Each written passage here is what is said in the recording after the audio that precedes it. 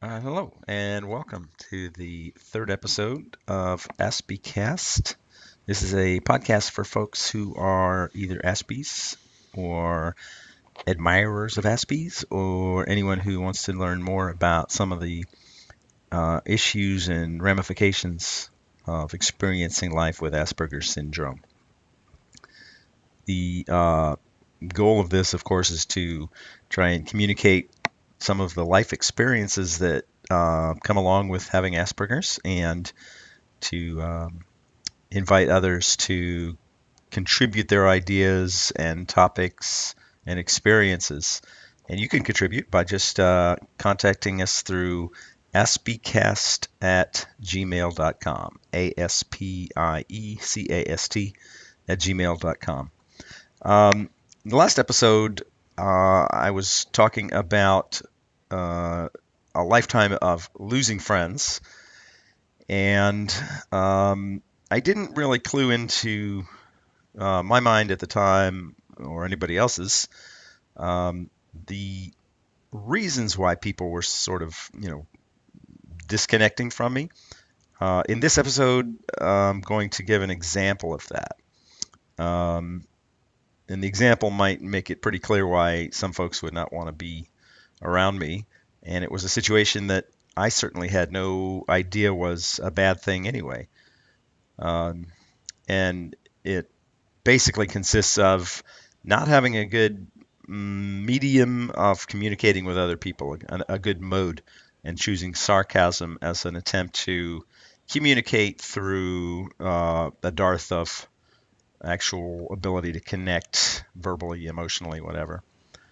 Anyway, the first thing I do want to say is that as I was growing up, from maybe 8 years old onward, when parents might start to discover that maybe there's some symptoms of something like Asperger's that maybe they want to have investigated by a professional. That wasn't something that was occurring in my childhood or teenage years or 20s. Um, the reason is that Asperger's is a new enough diagnosis that it wasn't something that anybody had in their minds on which to make any kind of assessment or judgment or decision. So this is I'm talking about early 1970s onward. And then if you notice that Asperger's is now much more widely known, and it seems like that's sort of been the case mostly from mid 2000s onward, to the point where you now have movies about Asperger's.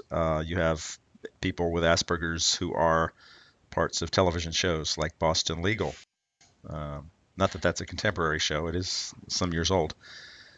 But the general public is knowing more and more about the existence of Asperger's and understanding more that it's something that's not a bad thing whatsoever. That people with Asperger's may be doing things that are clumsy and different when it comes to interacting, but they're not necessarily to be judged for that.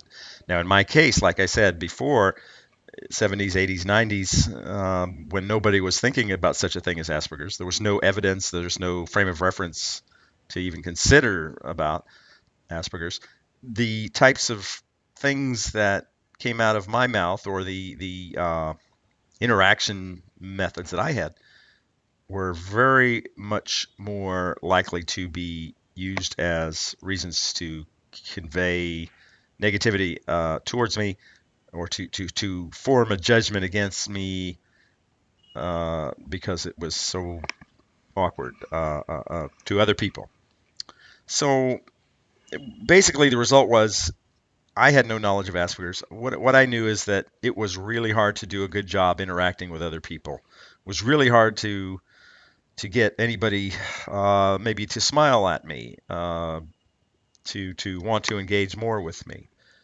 So a lot of unsureness about how to interact and unawareness left me with a desire to not interact because I didn't want to go through more feelings of confusion or sometimes helplessness because I didn't want to engage with somebody and risk that I would start feeling bad because they they indicated in their facial expression or something that I did something wrong, and I had no idea what, and I had no, you know, no channel through which I could try and find out what I did wrong. And that's even trying to find out what you did wrong can be kind of a scary thing. You know, you don't necessarily want to hear that. Anyway,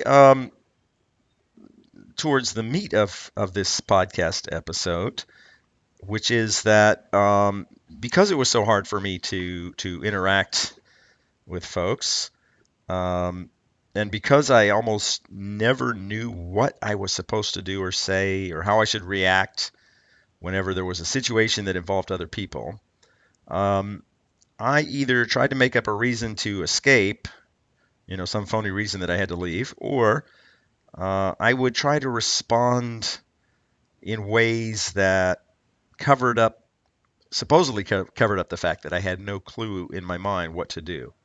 It's very embarrassing not to know what to do, and you don't want to even expose that kind of embarrassment. So what I did is I started using sarcasm. I started making sarcastic types of remarks more when I didn't know what to do. And it kind of gives you a feeling of maybe a little bit of confidence, feeling like you're in control of the situation, or that you appear in control because you feel uh, that it's something you can be sarcastic about.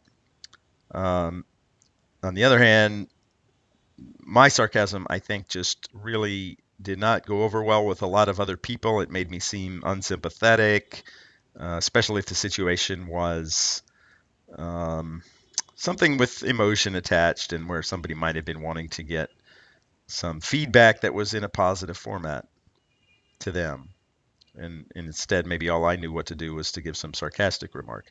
And it was very easy for me to give sarcastic remarks. It just takes a little bit of thinking about how to say something totally maybe ludicrous or not right, not quite, you know, appropriate, but with the goal of somehow trying to relate it and trying to sound, you know, engaged with the situation, even though it was a sarcastic remark.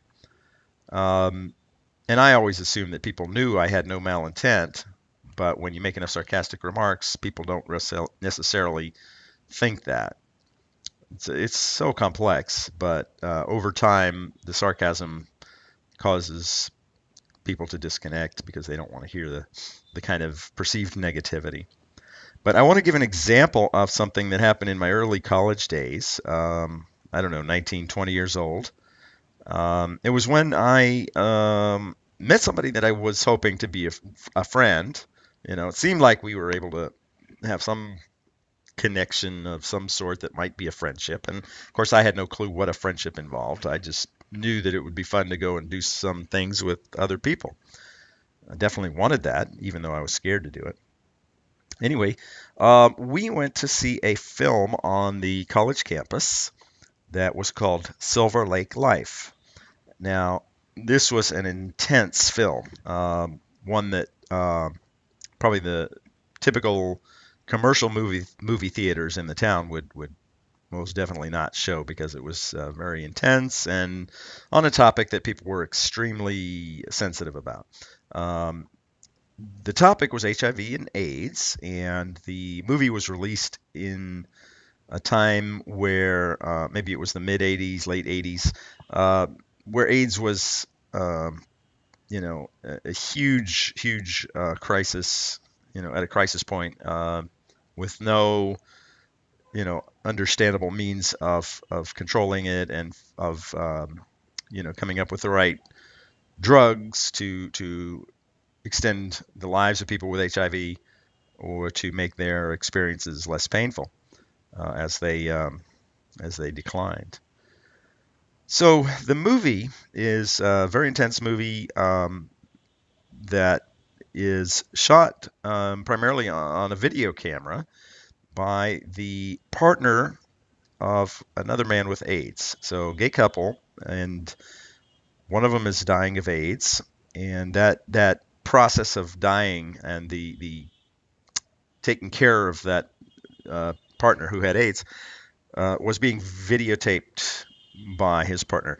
Um, the intensity was fairly overwhelming to the point where the person with AIDS died, and the partner grabbed his video camera and was filming it and explaining what had just happened.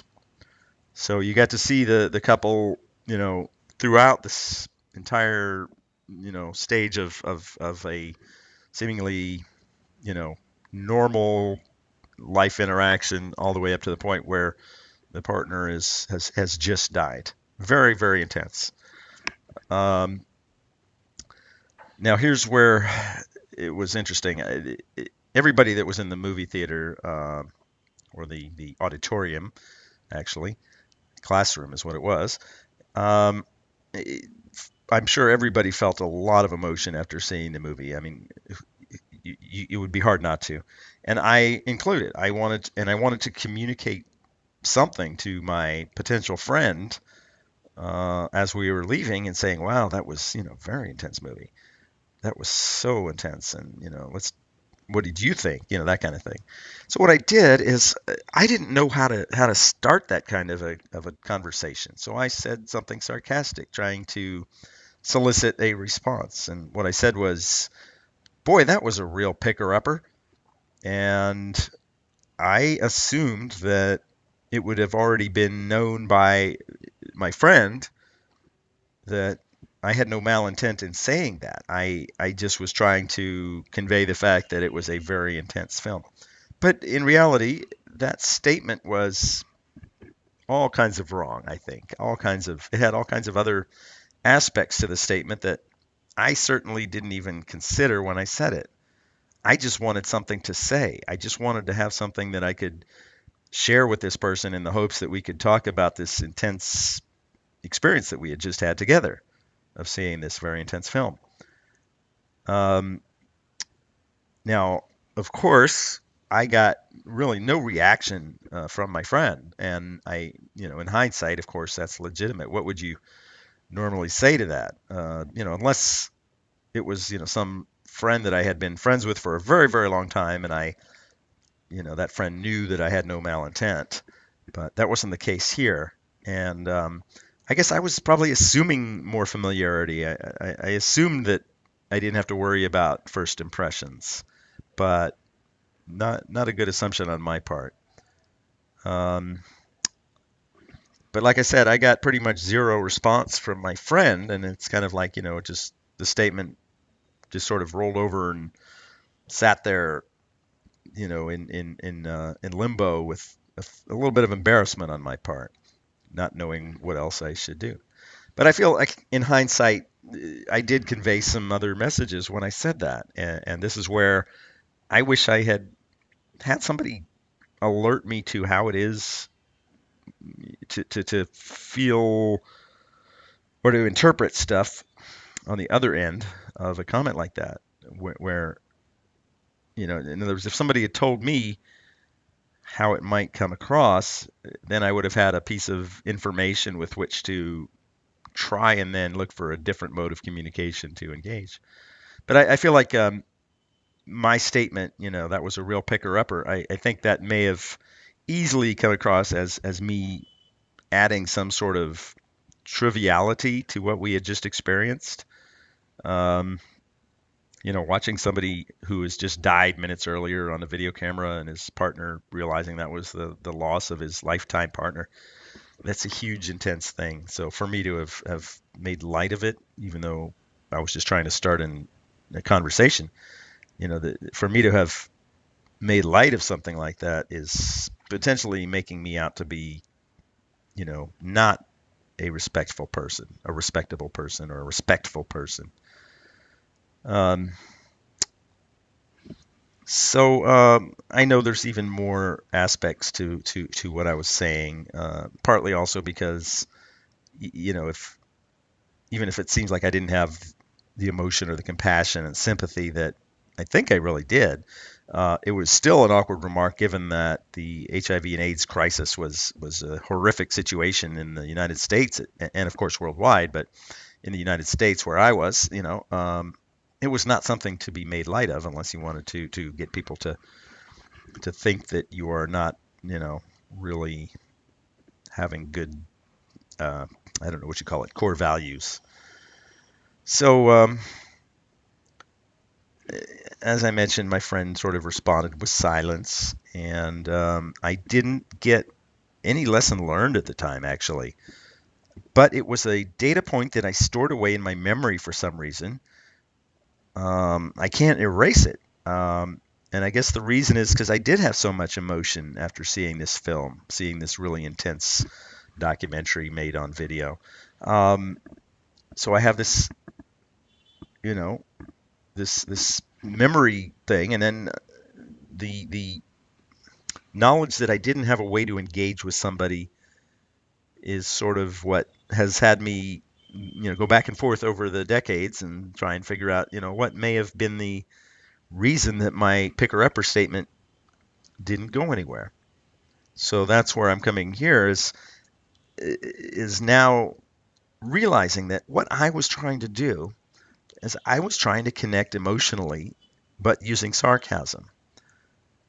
And that's because I didn't know of any other way to do it. I had no natural inclinations that said how to convey or start a conversation, rather, about something that we had just shared, an experience that we just shared. It's just nothing organic within me, and I had never picked up on how people might have done that just by virtue of interacting with others growing up. So again, I think I reverted to sarcasm, and unfortunately, I reverted to sarcasm a lot, not just in that situation. But having had that situation, I can now go back and say, okay, how did it come across? And I guess it's just I feel sad that I had no other information about how to connect with people. I'm not sure why I chose sarcasm, but it seemed like it worked in a lot of situations. But I'm sure it contributed to what I talked about in the last episode of people, wanting to engage with me, and then over, at some point I start turning them off. And maybe it's because of the sarcasm. Um, the other interesting thing is I did not really know that I was using sarcasm as a crutch. I just was using it thinking that that was one way to engage with people. And I was really shocked by something I read in my employee file, 5 years later. For some reason, my boss had saved a email or something in my employee file, and she had a handwritten note that said example of sarcasm, or maybe it was examples of sarcasm, and it was a couple notes. And I think what happened was she was trying to collect some, I don't want to say dirt, but some evidence that I needed to be, I don't know if it was reprimanded or just talked to about my mode of communication. Now, when I saw this, it was because she was letting me look through my file for something, and I don't remember what. But I saw this. It was written by her, and I didn't talk to her about it. But I was just shocked because I felt like I had done something tremendously wrong that, to the point where my boss had to who collect evidence on it and put it into my employee file. Um, so I guess the summary is I was using sarcasm, thinking that that was a way to connect, and not even knowing that I was using it as a crutch. I just thought, okay, here's a way I can engage with somebody in this situation. And it was, I say crutch because I truly had nothing internally in my brain that would otherwise tell me what the right thing to do would be, what the right thing to say, what the right reaction would be in any given social setting or discussion setting or anything like that. So I guess what I'd like to do is just to sort of summarize this and get other folks listening to maybe send your feedback to aspiecast@gmail.com. Let me know if you have had any modes of communication that you have reverted to, like sarcasm or any others, and how did those come across? Did you get any indication that other people liked or didn't like it? I think my sarcasm did go over successfully with some folks, and I can't remember who or why, but it was enough to just get a little bit of inkling of, okay, maybe this is an okay way to react or to engage.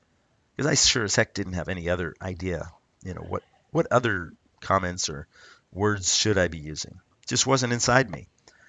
Um, and I never learned to avoid sarcasm. I guess what I did is after a huge amount of therapy and everything, I came to grips with the fact that I didn't know what the heck to say. And I had one therapist that told me, just fake it till you make it. So what I did was instead of using sarcasm, I tried to emulate how other people might have reacted. I made sure I was around other people and watched and learned how they reacted and interacted, and then emulated those. And now I feel a lot more comfortable um, using what I've learned. I'm not sure if it's completely organic and natural, but it seems to get me through most situations. There's still a lot of situations that will come up, over the years that confuse me and I don't know what to do. But I think for 95% of the situations out there, like where I want to engage with somebody, I will no longer use sarcasm. And anyway, I definitely would like to hear from listeners. Whether you've felt the need to use a crutch, or in my case, I didn't even feel the need. I just needed something to say, and this is what sort of naturally came to mind was the sarcasm. And so I'm wondering, if other folks have the same types of experience, and if so, how did it work for you? How was the result? What was your choice of communication mode? Did it have any lasting effects of any sort? Anyway, that's about it for now. So please, again, do send an email with your experiences and thoughts. And if you have a suggestion for topics for future episodes, please do let me know. In an upcoming episode, I'm going to mention what chemicals have done for me and how I've used chemicals as a crutch, both chemicals that I've chosen on my own and chemicals in the form of drugs from the mental health establishment. So anyway, good to have the chance to do another episode here. I hope it was okay for you. And please, again, send me an email if you have thoughts. Thanks very much.